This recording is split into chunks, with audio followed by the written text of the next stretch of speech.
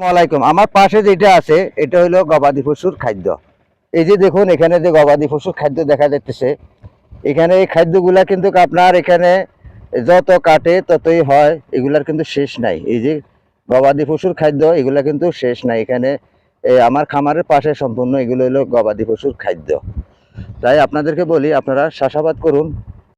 এই যে যত কাটে ততই হয়, যত কাটে ততই হয় কিন্তু গবাদি পশুর খাদ্য।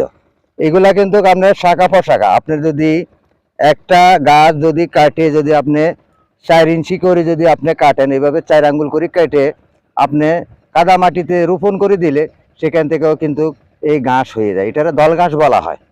যত পানি হবে ততই উপরের দিকে উঠবে। এখানে আপনি এক সাইড ধরে কাটা দিছেন, আর এক সাইডে হয়ে গেছে, এক সাইড ধরে কাটা দিছেন, আর এক সাইডে হয়ে গেছে। কিন্তু আপনার জন্য 10 থেকে 15টা গরু পালা কোনো ব্যাপার নয়, কিন্তু এটা অনায়াসে আপনি পালতে পারবেন।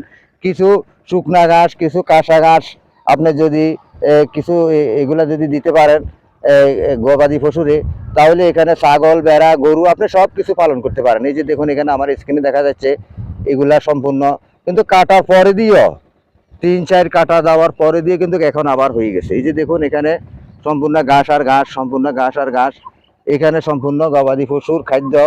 তাই আপনারাও বন্ধু চাষাবাদ করতে পারেন, কারণ আপনি যদি গরু পালন করেন, গরু আপনাকে কোনোদিনও লস দিবে না।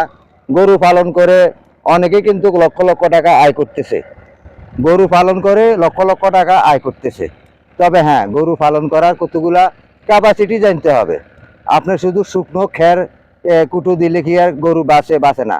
আপনি যদি 10 কাঠা কিংবা 20 কাঠা জমিনে যদি আপনি গবাদি পশুর জন্য কাঁচা ঘাসের চাষাবাদ করেন, কারণ এই ঘাসের বিচিগুলা কিন্তু আপনার বাজারে পাওয়া যাচ্ছে। যেখানে ডিলার আছে, ডিলারের দোকানে যেখানে বিচি বিক্রি করে সেখানে কিন্তু প্যাকেট জাতক আছে। সেখান থেকেও আপনি এই জমিনে চাষাবাদ করতে পারেন।